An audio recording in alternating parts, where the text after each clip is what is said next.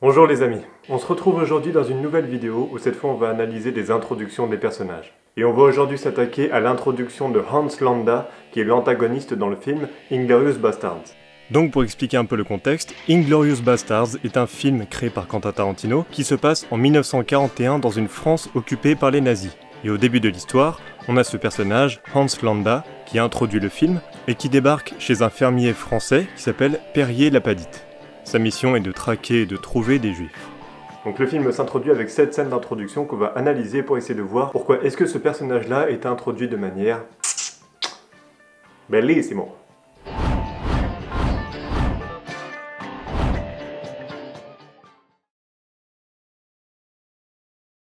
Les filles du fermier voient la voiture allemande arriver et se rendent à l'intérieur de la maison sous l'ordre de leur père. Le colonel se présente et rentre dans la maison. Après avoir félicité le père d'avoir de si belles filles et un si bon lait, il demande au père si les filles peuvent sortir de la maison pour pouvoir parler affaires.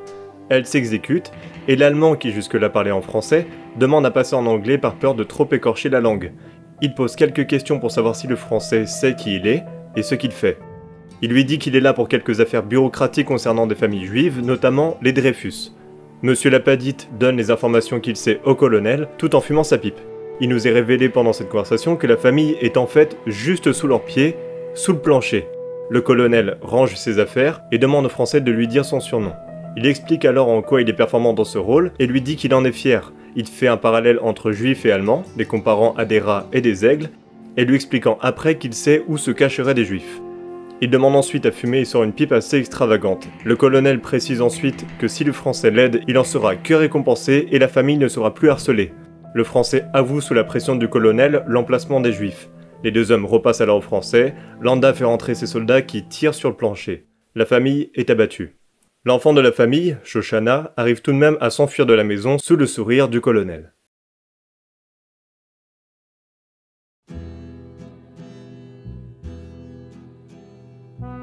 Dans cette scène, la tension est gérée par deux aspects. Notre culture, quand on sait que l'histoire se passe dans la France occupée et que des nazis débarquent dans une ferme française, ce qui est rarement un bon signe, et le fait même que le personnage soit un nazi, raciste et antisémite, accentue encore plus l'ambiance. D'ailleurs, on peut voir aussi quand il rentre dans la maison qu'il se dirige vers la seule fille qui ressemble au physique arien pour lui serrer la main. Et donc avant même qu'il rencontre le fermier, la présence de ce personnage installe une ambiance malsaine. Les filles sont inquiètes, le père leur dit de ne pas courir et ils se préparent comme pour un affront. Alors qu'on n'a pas vu le personnage, on sait déjà qu'il fait peur. Et il n'est pas non plus le bienvenu, comme on peut le voir avec ce serrage de main. Mais pourtant, et c'est le deuxième aspect, le personnage est très sympathique, très poli, en complimentant les filles du fermier, la qualité du lait, etc. Et donc dès ce moment-là, il installe une ambiance particulière puisque son comportement est très contradictoire avec la situation, à savoir qu'il est venu avec des soldats pour tuer des juifs.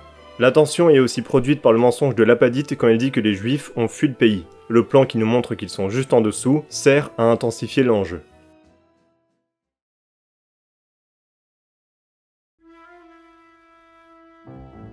On pourrait peut-être considérer le fait de demander du lait plutôt que du vin comme une tentative pour se rapprocher de sa cible. Ou alors c'est pour nous exposer qu'il ne veut pas être bourré quand il fait son travail pour concentrer au maximum ses capacités. Mais avec ce choix de décision, on peut voir qu'il a le contrôle de la situation en choisissant ce qu'il boit et non pas ce que le fermier veut qu'il boive, à savoir du vin. Le fait de demander quelques permissions à monsieur Lapadite et de lui rappeler qu'il est le maître de maison nous montre encore plus, à nous spectateurs, que c'est en fait lui qui a le contrôle. Rappeler aux Français que c'est lui qui est censé gérer la maison diminue, voire ridiculise presque, sa place par rapport à la situation. Pendant l'échange bureaucratique, la gestion du contrôle semble plus passer du côté du fermier français. Puisque c'est lui qui choisit les réponses et qu'il décide de mentir, c'est en quelque sorte lui qui tente de reprendre le contrôle. On pourrait éventuellement penser que Landa est en train de se faire piéger. Monsieur Lapadite est représenté comme plus confiant en prenant plus de place au niveau du cadre que les plans précédents. Il fume sa pipe, il se met à l'aise et repousse Landa dans le coin gauche du cadre. Mais la caméra, qui jusque-là faisait un champ, contre-champ de ce côté, change de côté avec une rotation pour nous montrer la suite de la conversation. Et c'est pour nous indiquer le revirement de situation qui est favorable à Landa. C'est lui qui reprend le contrôle en forçant le Français à lui donner son surnom alors qu'il ne le voulait pas. D'ailleurs dans sa posture, encore une fois, c'est lui qui maîtrise la situation avec un passif obligatoire on va dire. Il est droit, il est fier, il a le sourire aux lèvres, totalement tourné vers Lapadite, et surtout, il le fixe. Son opposant, il n'a pas d'autre choix que de satisfaire sa demande, qu'il lui demandait avec un grand sourire. Et quand il a sa réponse, Il s'affale presque sur sa chaise, il est totalement à l'aise. Tout ça contraste avec sa gentillesse abusée jusque-là. Les deux tiennent un jeu de regard en se fixant, mais le visage du fermier est plus baissé, il se force. Et quand Landa termine sa comparaison en expliquant où est-ce qu'il chercherait pour fouiller la maison, et qu'il sait qu'il vise juste, il est tourné davantage vers le français, et parle avec passion, la main sur le cœur, le regard fier, le sourire aux lèvres. Et le fait de lui expliquer que les Allemands ne cherchent pas au bon endroit, mais que lui sait se mettre à la place d'un juif, fait comprendre au fermier qu'il se doute où se cachent les traqués. Et en forçant Lapadite à avouer, il sort de son rôle du gentillet pour reprendre la casquette du nazi commanditaire. La caméra se rapproche du visage des personnages pour montrer leurs émotions de manière plus approfondie. Son regard est fixe, les yeux ne battent presque pas des cils, le débit de parole est plus rapide. Il a fini de jouer.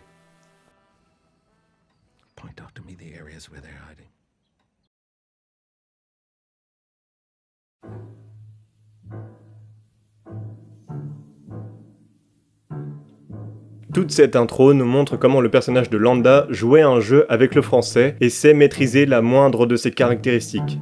Il en fait des caisses, il demande si les filles peuvent sortir pour parler d'un sujet délicat par peur de les perturber, il utilise beaucoup de périphrases, métaphores et autres figures de style, et il se diminue lui-même en avouant sa faiblesse qu'il parle pas bien français et veut passer à l'anglais. Donc à ce moment-là, on a pu se dire que c'est pour le grand plaisir des Américains qui peuvent suivre cette scène plus aisément, puisqu'il n'y a plus de sous-titres pour eux. Mais tout ça faisait partie de son plan. S'il est passé à l'anglais, c'est parce qu'il se doute que les juifs ne comprendraient pas la langue et qu'il pouvait parler d'eux sans risquer de se faire griller qui les recherche. Si les filles sont sorties de la pièce, c'est pour ne pas voir le piège en laissant rentrer les soldats allemands et faisant croire que ce sont les filles. Le personnage est en fait un détective qui a ici mis en place tout un piège et qui agit comme un chasseur qui guetterait attentivement ses proies. À plusieurs moments, on le voit même être très observateur. Et plus tard, vers la fin du discours de Landa, alors que la tension est censée s'accentuer, il sort cette pipe, qui est volontairement voulue comme too much, ce qui pourrait briser l'ambiance. Mais c'est en fait pour nous faire comprendre à tous, à nous les spectateurs comme aux Français, qu'il a fini son enquête à l'image d'un Sherlock Holmes qui savourait sa pipe en fin d'enquête. C'est une métaphore pour nous montrer la fin du jeu et son succès. Cette scène nous montre toute la tension qu'apporte le personnage juste par sa présence en faisant peur à cette famille. Elle nous le montre aussi comme étant un grand manipulateur qui sait prévoir quelques coups à l'avance et sait jouer de son intelligence en maîtrisant plusieurs langues entre autres. Mais surtout, cette scène nous montre à quel point c'est un sadique. Il se fout de la gueule des Français en les surcomplimentant sachant qu'il maîtrise la situation et qu'ils sont à sa botte. Il sait, en arrivant, que les Juifs sont ici, parce qu'il a l'habitude de ce genre d'affaires. Mais il laisse le Français croire qu'il a réussi à l'entuber. Il force le Français à satisfaire ses demandes alors qu'il le veut pas, comme le fait de donner son surnom. Et il prend le temps d'exposer ses arguments rationnels pour lui montrer qu'il a compris son plan, et qu'au final, c'est bien lui qui menait la danse. Et quand il voit la fille juive qu'il était censé abattre s'enfuir au loin après avoir tué toute sa famille, il pointe son arme vers elle, mais ne tire pas, parce qu'il l'a déjà tuée. Ça, c'est une intro d'un putain de personnage. Ouh, c'est un bingo! J'espère que cette vidéo d'analyse vous aura plu, moi en tout cas c'était le cas, et j'ai pris un gros plaisir à la faire. Si c'est le cas pour vous, n'hésitez pas à me le dire dans les commentaires et à me dire aussi d'autres personnages que je pourrais analyser comme ça, leur scène d'introduction, que ce soit des méchants comme des gentils d'ailleurs. Et j'ai déjà en tête quelques pistes. On se dit à très vite, c'est ciao, clap!